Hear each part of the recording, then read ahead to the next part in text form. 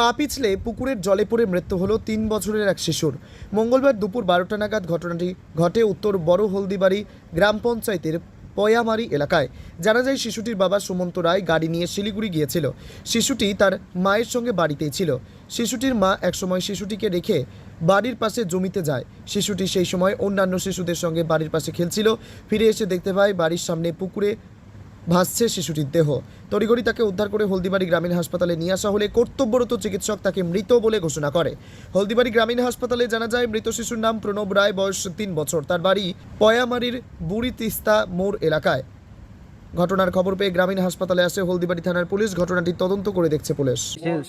মানে অনেক বাচ্চা মিলে খেলার পরে তারপরে ওরা সবাই চলে যায়। যাওয়ার পরে গিয়ে একাই ছেড়ে দেয়, মানে পা পিছলে পরে সামনের দিকে আমাদের পড়ে যায়। মানে কে হয় আপনার যে? আমার ভাইস্তা হবে, আমার ছোট ভাই ছেলে। আচ্ছা আচ্ছা। নাম হচ্ছে প্রণব রায়। তো এই বাড়িতে সেই সময় কেউ ছিল না? মানে ওই সময় বাড়িতে ভিতরে ছিল, হয়তো কেউ মানে বাইরে আসে না। ও মা বাইরে গেছিল একটু কাদের বাড়িতে, ঠিক আছে, এখন তো কাদো করার দিন, ওই গেছিল। ওইদিকে যাওয়ার পরে আসার পরে দেখে যে বাচ্চা পড়ে আছে।